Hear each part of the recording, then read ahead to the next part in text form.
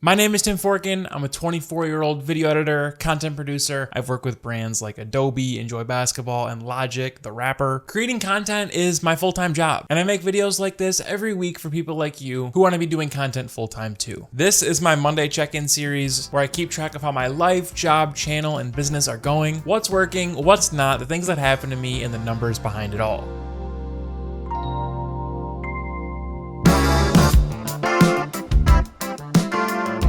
If you're new here, my mission for the next 10 years has 3 parts. Build a community of 100,000 happy creators who love their life, content, and business, make $500,000 net income in a single year, and stay consistent enough to become one of the most influential people on the internet. These videos serve as a way for me to be disciplined and transparent about my journey, to build a business I love alongside you so that we can do it together. Today's September 30th, and the main thing I'm thinking about is, are your views low? Because if so, you shouldn't be low. On YouTube, views are the metric everyone's chasing, and I could get real nerdy about impressions, click-through rate, retention, and how each of them fit into this gnarly puzzle of getting views. A puzzle I'll be trying to figure out forever, if we're being honest. But at the end of the day, most of us just want to see that view number go up and to the right. When our views are low, we tend to think we're doing something wrong. We think we aren't good enough yet. Other creators have better gear, better ideas, bigger platforms. Of course they get more views than us. And our minds fill up with all these different excuses to distract us from the real truth of why our views are low. You just haven't been posting for long enough yet. I will say this until I'm red in the face, and I kind of already am. The only difference between you and the creators you love is that they've been giving their best effort for a long enough time to figure out what exactly works for them. It's the only difference. They've found their voice, nailed their formats, and are experts at packaging on YouTube through all of the reps that they've done, which is hundreds of videos over multiple years. Their views were low at the start too, but you and I don't think that way. We only know them for where they are now. I've brought this up before, but because there's a chance of going viral in our first few videos, the stories that we see all over our Twitter timeline, our minds cling to the possibility of us going viral on our first video too. And when that doesn't happen for us, we're left empty, like we failed before we've even made our first 10 videos. Your views might be low, but you shouldn't be low. Because for 99% of us, it really does take those years worth of trial and error. I'm a sports guy, so let's use sports as an example.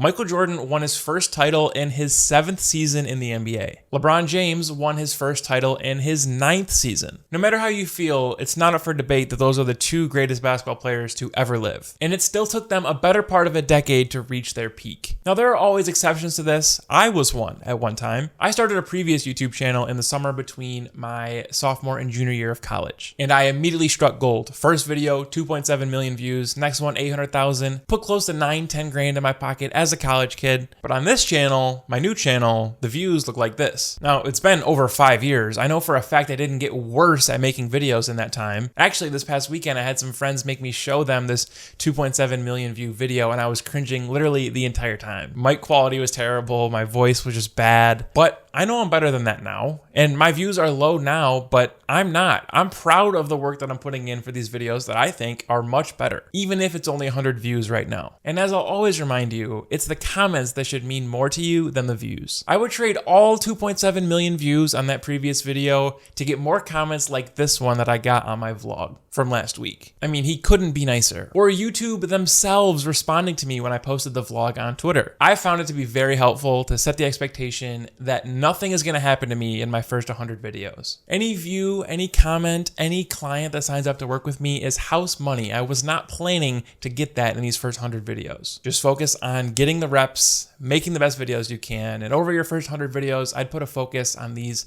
4 things. Production quality, getting comments, keeping the viewer watching past 30 seconds, and modeling other creators' titles and thumbnails, especially on successful videos. And a bonus 5th one, which might be the most important, don't feel down when your views are down. Because getting through this time where you don't have a big audience is literally the only way to get where you want to go. Now let's get to the good stuff.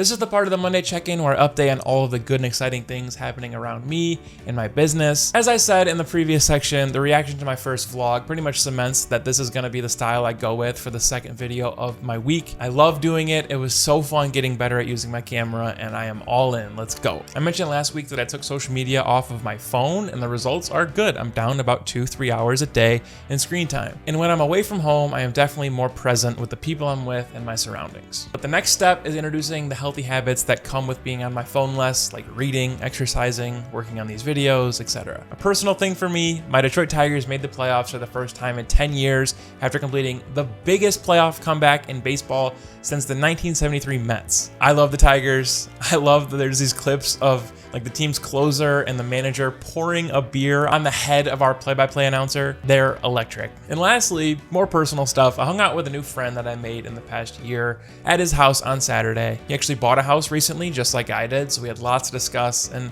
honestly, I cherish this because it's really hard to make friends once you're past college, like new friends. We had a few guys in the mix. It was like a middle school type night, honestly, eating bagel bites, watching the incredible Bama-Georgia game. Real middle school shit. And also, I'm not sure I've related to a tweet more than this one about the Alabama wide receiver. Honestly, I had a great week, but now here's what's got me down.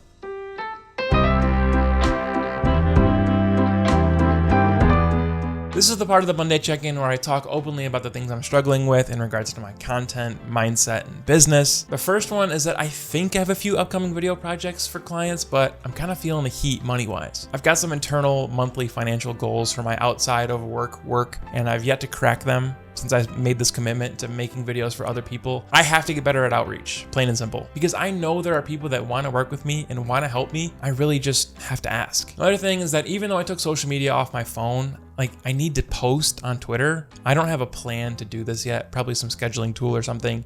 And similarly, I want to create short form video again, but I don't know if it's a distraction to growing this long form YouTube channel or if I can use it as a tool to grow my business. So I want to do it, but I'm not sure how I'm going to do it. Lots to figure out there. Now let's check in on this week's running numbers.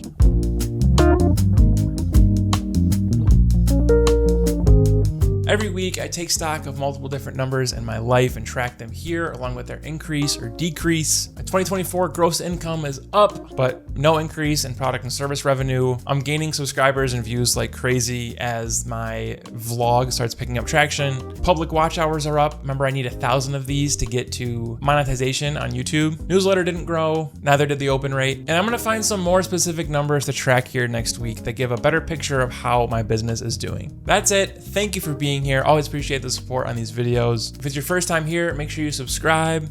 Peace.